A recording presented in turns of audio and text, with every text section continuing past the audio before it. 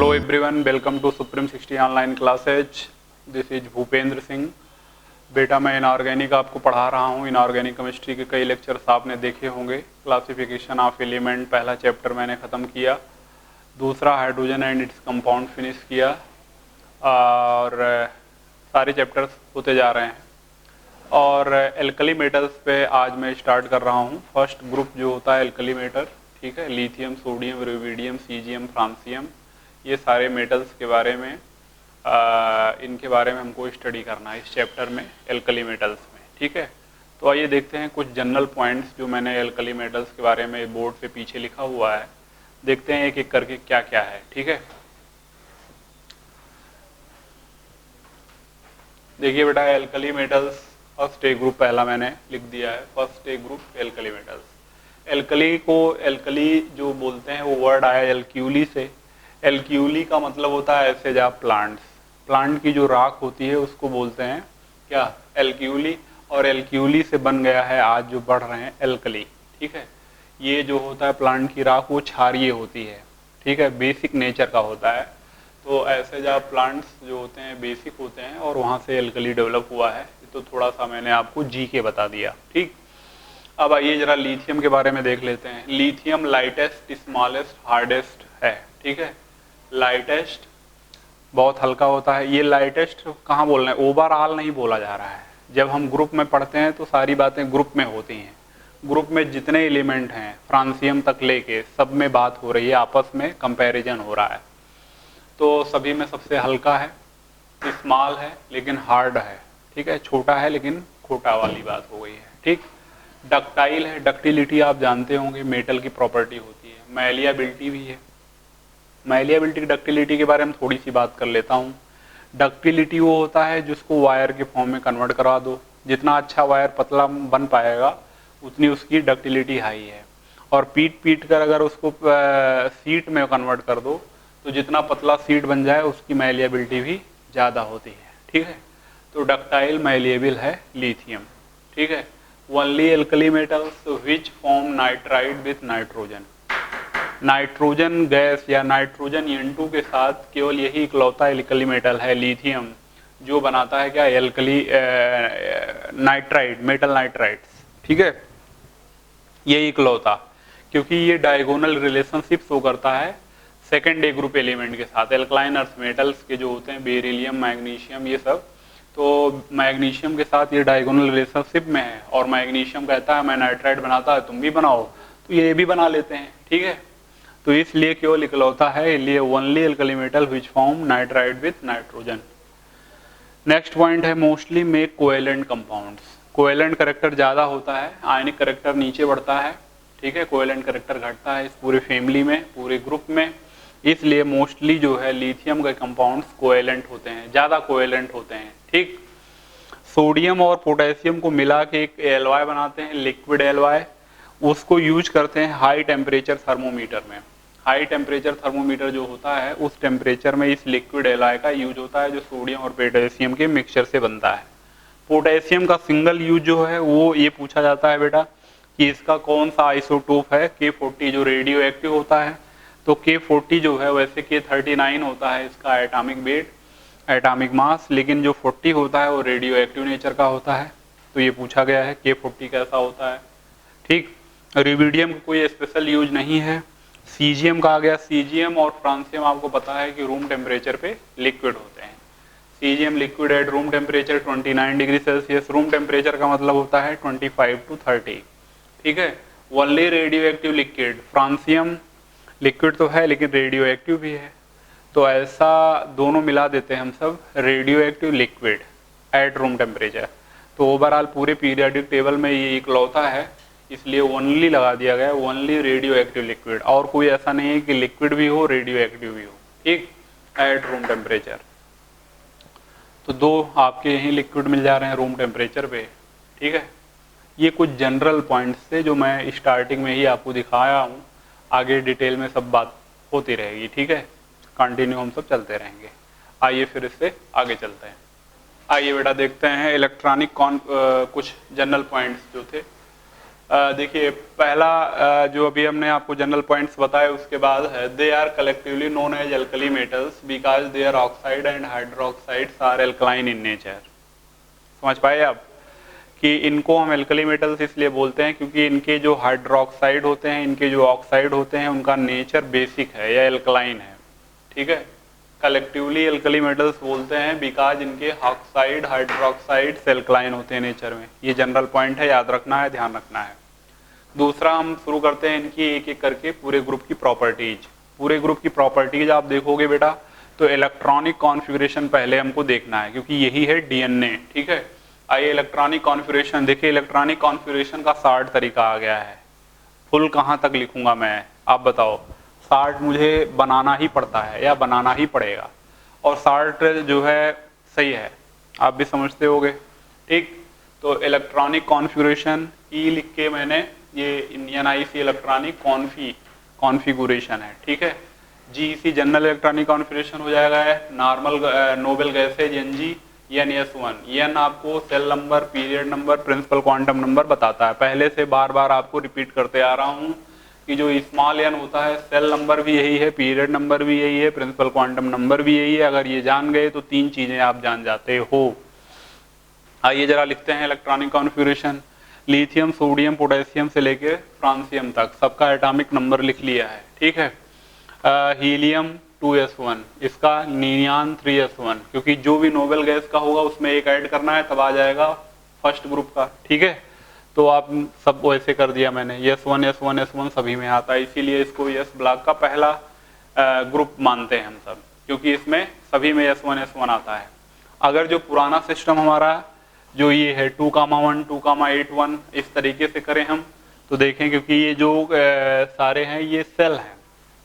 Helium, lithium में 2 ही cell होते हैं, पहले में 2 इलेक्ट्रॉन और लास्ट में आउटर मोस्ट में 1 इलेक्ट्रॉन। फिर उसके बाद सोडियम में 3 हो गए, थर्ड ग्रुप का मेंबर है नहीं, तो ये सेल वाइज हो जाता है, कितने सेल हैं कितने पीरियड हैं उस वाइज हो जाता है। 2881 2818 ये भी हमको ध्यान रखना जरूरी है, इसको भी समझ के रखना चाहिए।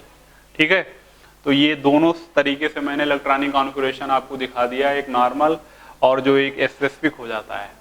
ठीक, अब आइए आगे चलते हैं, कुछ और प्रॉपर्टीज देखते हैं। आइए बेटा देखते हैं कि इसका जो फिजिकल स्टेट है वो क्या होता है। फिजिकली जो होते हैं ये सॉफ्ट होते हैं पूरे, लिथियम से लेके फ्रांसियम तक। फ्रांसियम सीजियम तो लिक्विड हो जाते हैं, इतने सॉफ्ट हो जाते हैं।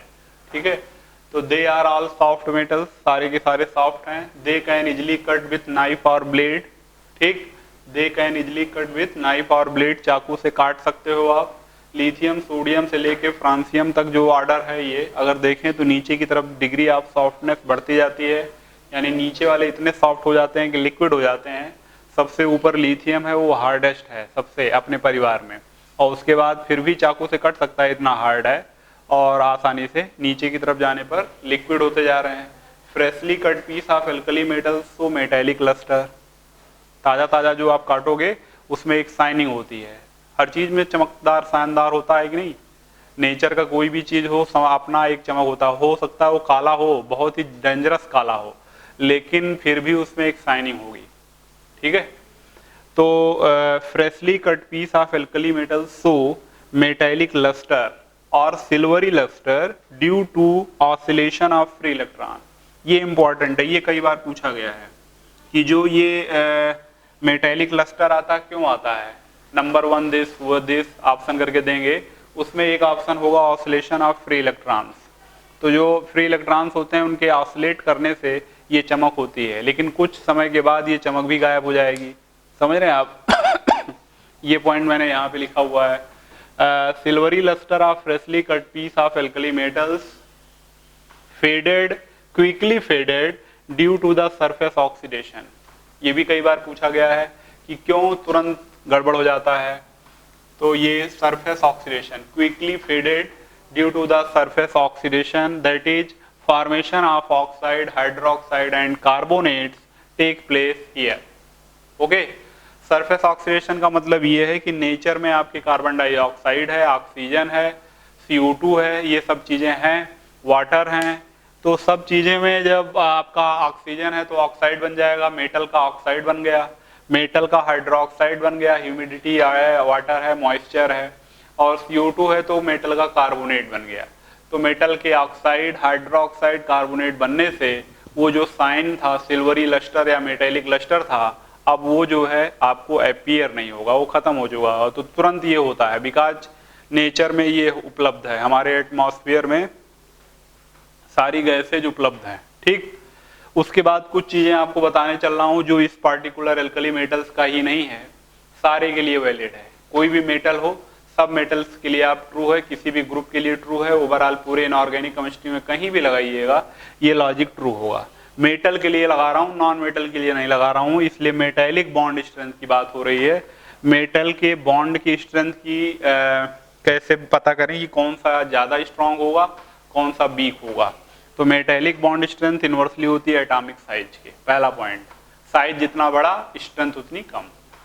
ठीक है, तो एटॉमिक साइज के इनवर्सली हो गया। हार्डनेस के डायरेक्टली, मेटेलिक बॉन्ड स्ट्रेंथ जितना ज्यादा उतनी ज्यादा हार्डनेस, उतनी ज्यादा डक्टिलिटी, मैलिएबिलिटी। जितना ज्यादा मेटेलिक बॉन्ड स्ट्रेंथ उतनी ज्यादा डक्टिलिटी होगी, उतनी ज्यादा मैलिएबिलिटी होगी, उतनी ज्यादा हार्डनेस होगी, उतना ज्यादा बॉइलिंग पॉइंट, मेल्टिंग पॉइंट भी होगा।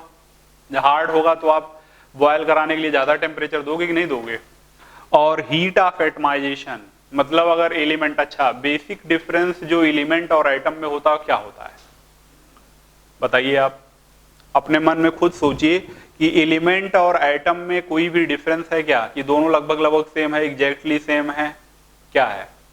एटम जो होता है, जैसे हम ये बोलते हैं कि 10 रुपए का जो कॉइन आता है, 10 रुपए का जो सिक्का आता है, अगर वो आपके पास 10 सिक्के हैं, 10 रुपए वाले 10 सिक्के आपके जेब में है, पॉकेट में है, तो 10 सिक्के का जो ग्रुप है, बंच है, वो हो गया एलिमेंट। और उस 10 में से एक कॉइन निकालिए, एक कॉइन को बोलेंगे एटम।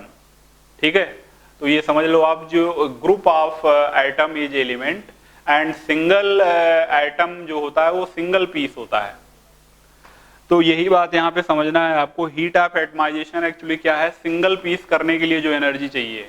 बहुत सारे ग्रुप बना के हैं एलिमेंट, और उसमें से आप तोड़ के एक एटम निकाल दे रहे हो, बाहर कर दे रहे हो, तो एक सिंगल एटम अलग करने के लिए जो एनर्जी रिक्वायर्ड होगी that is called atomisation, heat of atomisation. और ये भी डिपेंड करता है मेटेलिक बॉन्ड स्ट्रेंथ पे, क्योंकि मेटल्स के आपस में जुड़े होने का एक कारण है, वो है मेटेलिक बॉन्ड स्ट्रेंथ। क्योंकि कोई तो कारण होगा जो जोड़ के रख रहा है। आप बताइए, कोई भी चीज हो, चाहे वो लिविंग हो चाहे नॉन लिविंग हो, अगर जुड़ी हुई है तो कोई ना कोई उसका रीजन होगा। और जिस दिन वो रीजन खत्म हो जाता है, आदमी जुड़ेगा नहीं, फिर अब टूट जाएगा, खत्म हो जाएगा। तो इसलिए मेटेलिक बॉन्ड स्ट्रेंथ भी जो है जोड़ के रखती है।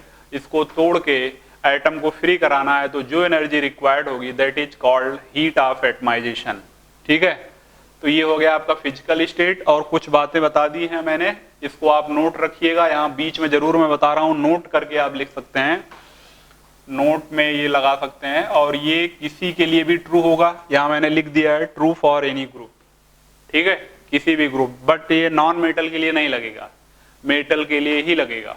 ठीक, आगे चलते हैं बेटा। आइए जरा देखते हैं वैलेंसी एंड ऑक्सीडेशन स्टेट। समझ रहे हैं, पहला हमने दिया इलेक्ट्रॉनिक कॉन्फ़िगरेशन, पहला जो प्रॉपर्टीज थी पूरे ग्रुप की। दूसरी प्रॉपर्टी हमने देखा फिजिकल स्टेट, फिजिकली कैसे हैं ये। तीसरा देखने चल रहे हैं valency and oxidation state. Monovalent होते हैं, ऑक्सीडेशन स्टेट +1 होगा, लेकिन ऑलवेज होगा, ऐसा नहीं है कि चेंज हो। मेटल्स हैं, हमेशा फिक्स होती है इनकी, ऑलवेज एक्सेप्ट इन अमलगम। ठीक है, अमलगम में एक बार क्या क्वेश्चन आ गया कि अमलगम में क्या होगा। अमलगम का क्या मतलब है भाई। अमलगम का मतलब होता है कि वो मरकरी के साथ मिला हो, जो भी मरकरी के साथ मिलेगा उसको अमलगम बोलेंगे। ठीक है, sodium amalgam, zinc amalgam, iron amalgam, कोई भी बनाइए आप। अमलगमेशन प्रोसेस का मतलब होता है मिक्सिंग। ठीक है, तो मरकरी के साथ अगर किसी मेटल को मिक्स कर दीजिए एक पार्टिकुलर रेशियो में, एक तरीके से ये Ly होता है, जस्ट दोनों लोगों को मिला दिया, कोई केमिकली रिएक्ट नहीं करते हैं। ठीक है, तो एक बार क्वेश्चन आया है कि सोडियम अमलगम में सोडियम की ऑक्सीडेशन स्टेट क्या होगी, तो बच्चे घबरा गए, क्योंकि सबको पता था कि +1 होती है ऑलवेज, +1 मार दिया बहुत सारे लोगों ने। लेकिन यहाँ कोई केमिकल रिएक्शन नहीं हुआ है, इलेक्ट्रॉन का लेन देन नहीं हुआ है, ऑक्सीडेशन रिडक्शन नहीं हुआ है कुछ, तो कैसी ऑक्सीडेशन स्टेट। ठीक है, तो कंपाउंड में होती है, फ्री स्टेट में कोई नहीं होती है, कंपाउंड में होती है इसकी।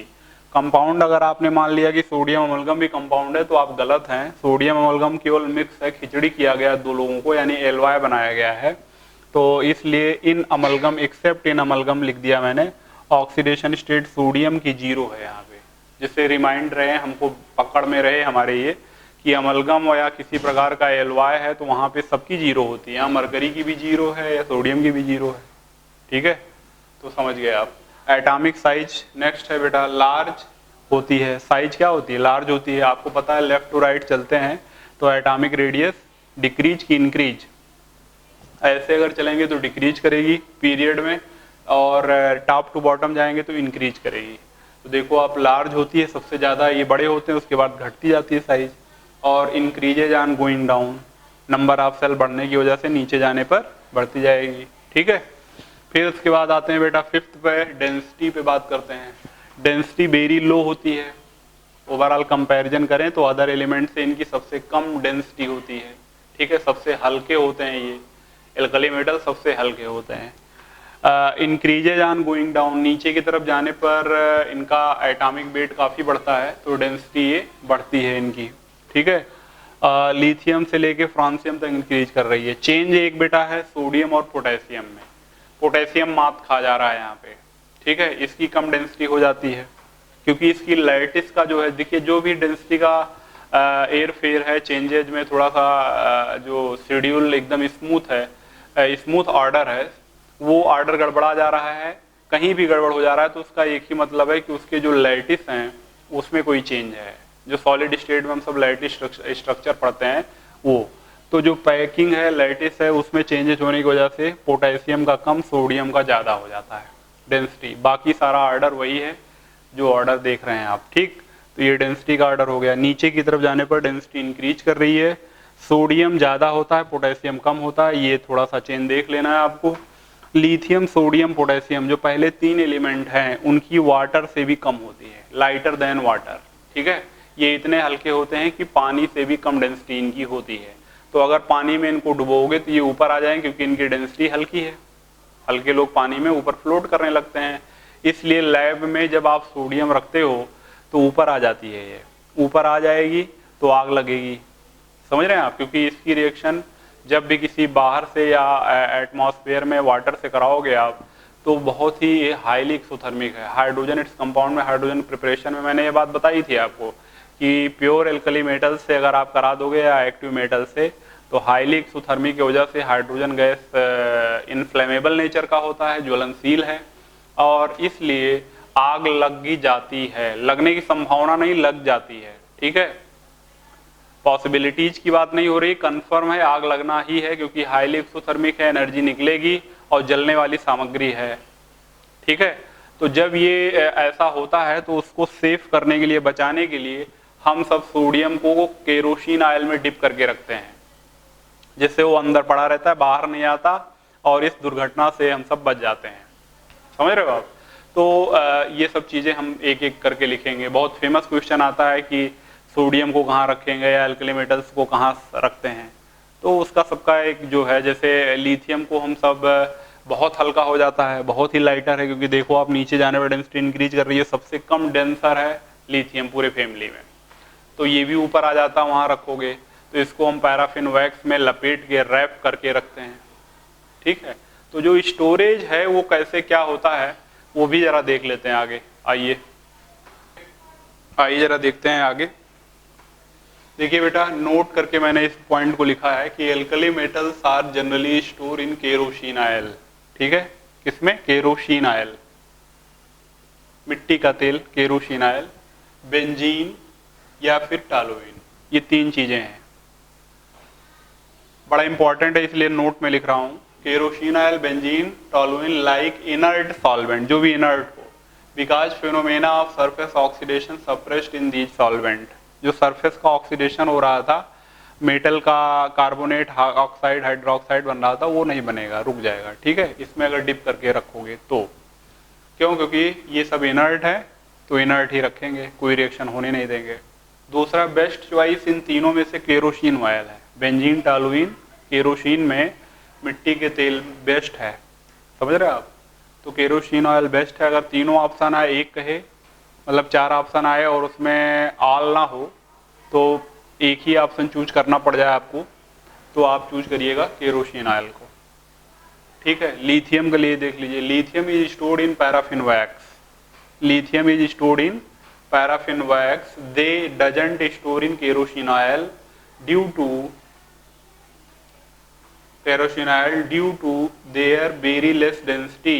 Lithium float on the surface of kerosene oil.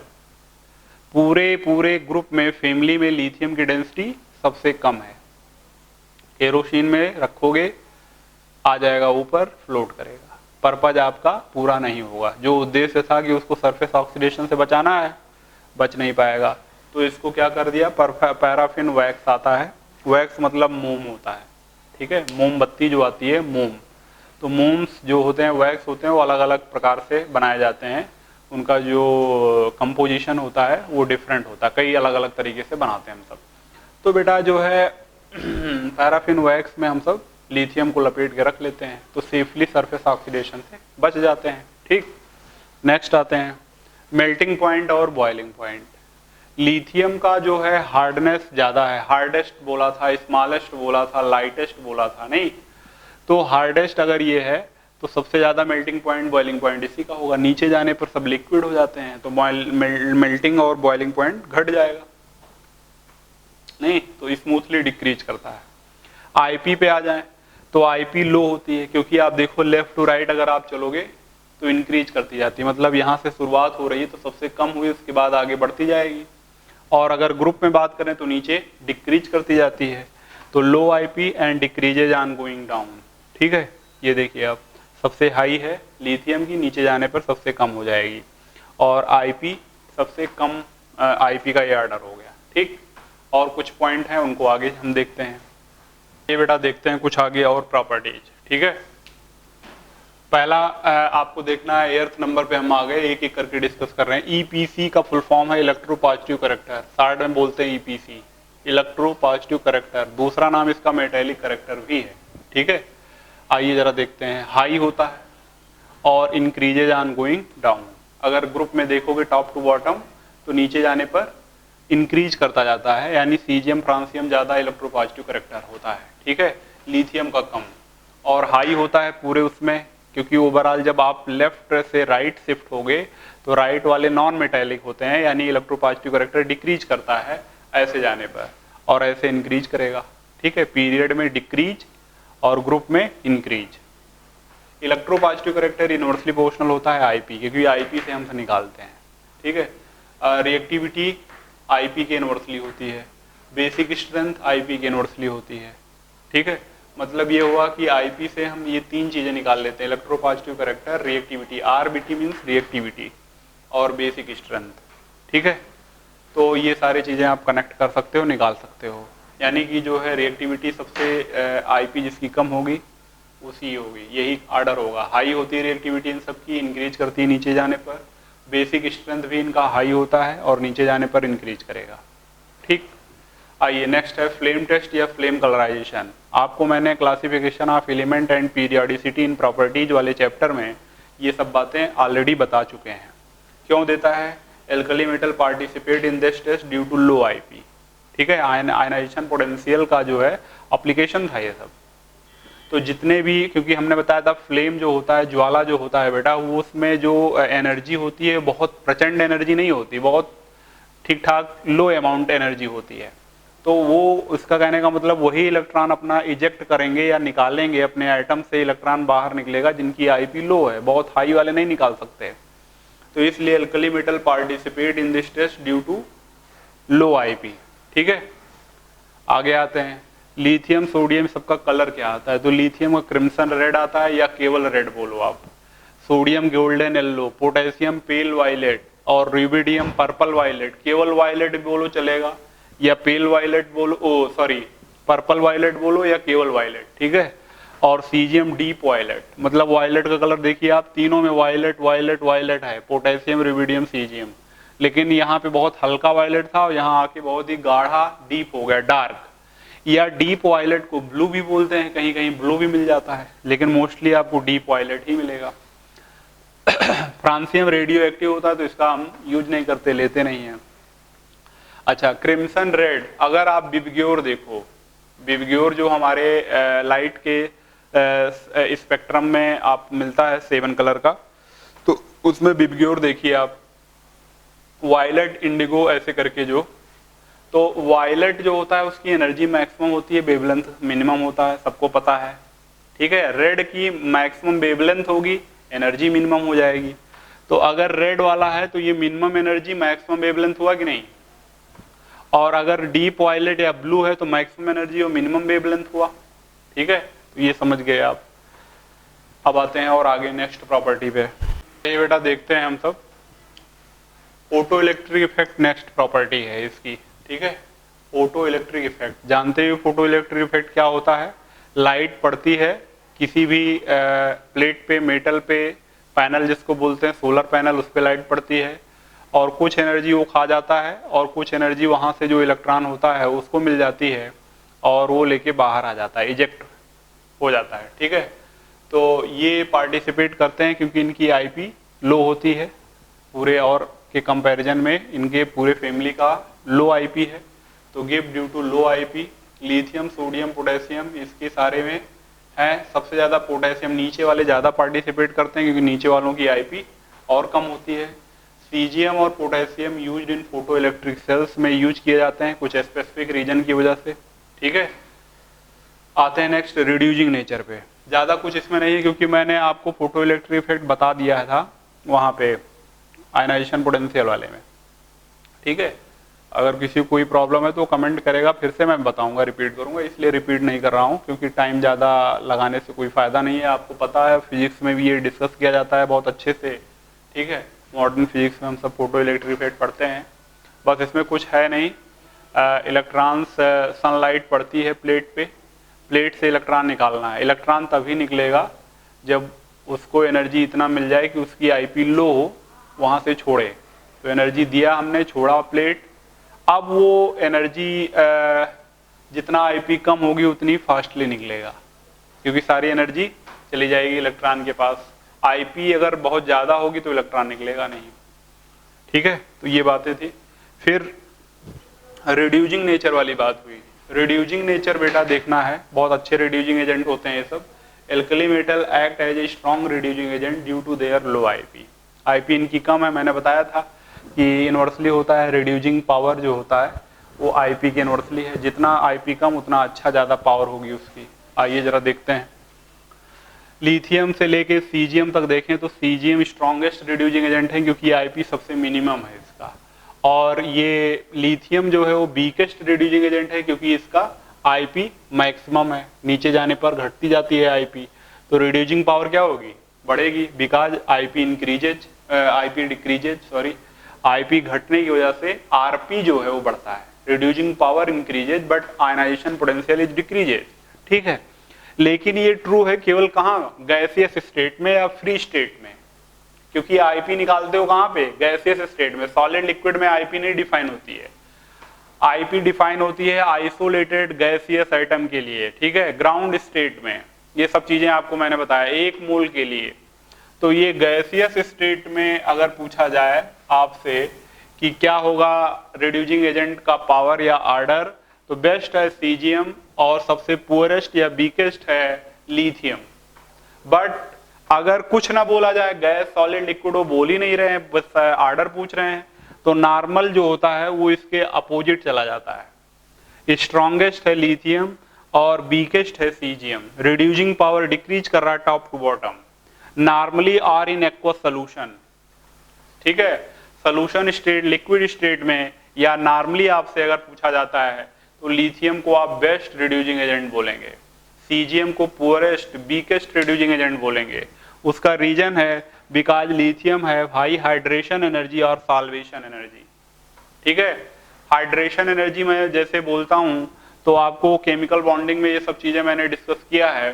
आप ये समझो कि कोई भी कैटायन जो है नहाने लगा हो, समझ रहे हो आप, खूब नहा रहा है, कूद के मौज मस्ती कर रहा है, गर्मी बहुत थी, तो किसी को बहुत नहाना पसंद है, जितना ज्यादा वो नहाएगा उतनी अपने बॉडी की हीट को, एनर्जी को रिलीज करेगा, फिर उसको रिलैक्स फील होगा।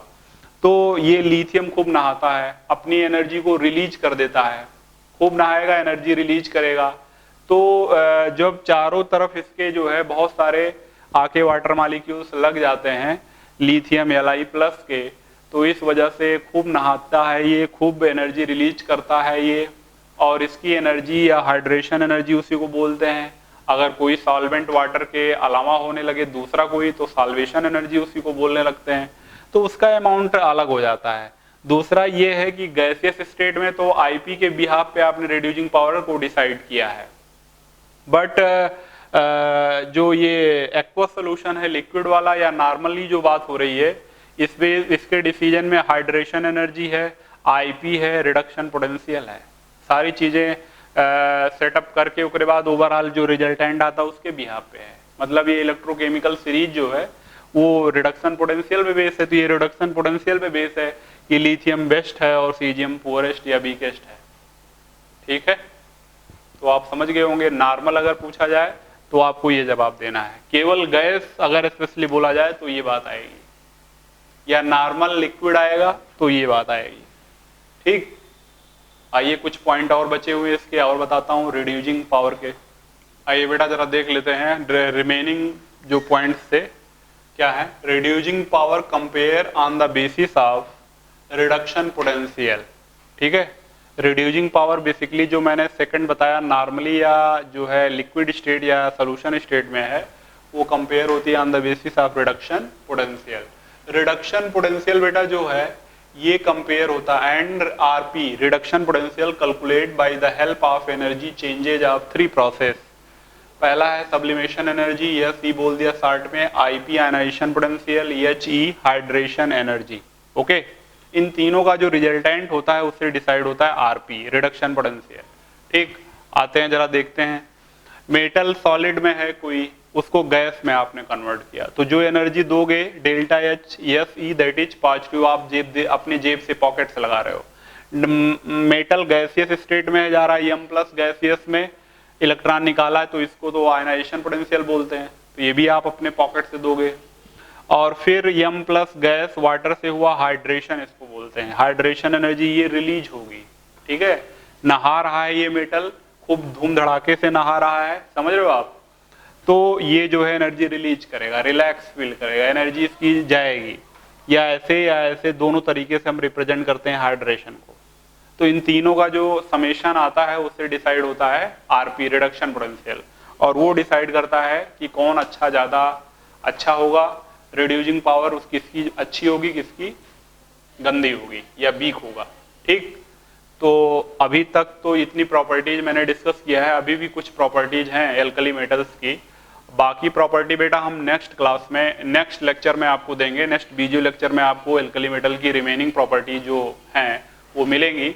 आज हम यहीं रखते हैं। ठीक है, और आप पढ़ाई करिए, खूब अच्छे से पढ़ाई करिए, सारे लेक्चर को बार बार देखिए, कहीं कोई प्रॉब्लम हो तो कमेंट जरूर करिए 24/7, और टच में रहिए, ज़्यादा बेनिफिट मिलेगा। डेली फोकस करिए कि डेली आप काम करें, डेली आप देखें, डेली कुछ ना कुछ सर्च करते रहें, तो उसका बेनिफिट मिलेगा। कलेक्ट करके आप नहीं कर पाएंगे। ठीक है, ओके बेटा, thank you, best of luck.